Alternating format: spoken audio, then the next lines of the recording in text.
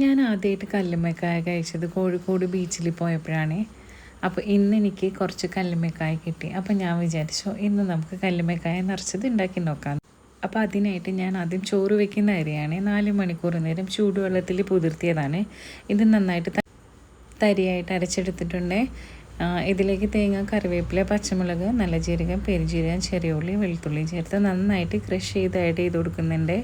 കൂടുതൽ 3-4 കല്ലുമ്മക്കായൻ്റെ ഫ്ലഷ് എടുത്തിട്ടൊന്ന് നന്നായിട്ട് അരച്ചിട്ടിട്ടുണ്ട്. 1 സ്പൂൺ ഉപ്പ് ചേർത്ത് കൊടുത്ത് കൈ കൊണ്ട് നന്നായിട്ട് തിരുമ്മി കുഴച്ച് കൊടുത്ത് ഇനി നമുക്ക് കല്ലുമ്മക്കായ ഓപ്പൺ ആക്കിയിട്ട് അതിലേക്ക് കുറേശ്ശെ നമുക്ക് ഈ മസാല ഫില്ല് ചെയ്ത് കൊടുക്കാം. അപ്പോൾ കല്ലുമ്മക്കായ കിട്ടുമ്പോൾ നന്നായിട്ട് കഴുകി വൃത്തിയാക്കണം. ഇതിൻ്റെ ഉള്ളിൽ ഇങ്ങനെ ചെറിയ മുടിയും നാരും ഒക്കെ ഉണ്ടാവും. അപ്പോൾ അത് നല്ല വൃത്തിയാക്കാൻ ശ്രദ്ധിക്കണം, അല്ലെങ്കിൽ കച്ചറ ഉണ്ടാവും.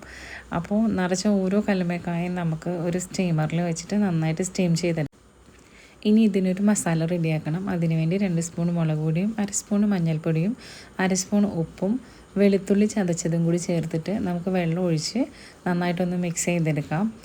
സ്റ്റീം ചെയ്ത് വെച്ചിരിക്കുന്ന ഓരോ കല്ലുമ്മക്കായും ഈ ഒരു മസാലയിൽ ഡിപ്പ് ചെയ്തിട്ട് നമുക്ക് ഫ്രൈ പാനിൽ വെച്ച് പതുക്കെ ഒന്ന് ഫ്രൈ ചെയ്തെടുക്കാം. അപ്പോൾ ഫ്രൈ ചെയ്യുമ്പോൾ കരിഞ്ഞു പോകാതെ പ്രത്യേകം ശ്രദ്ധിക്കണം. അപ്പോൾ മഴക്കാലമൊക്കെ വരുമ്പോൾ നമുക്ക് ഈ കടിയൊക്കെ റെഡിയാക്കി നോക്കാം.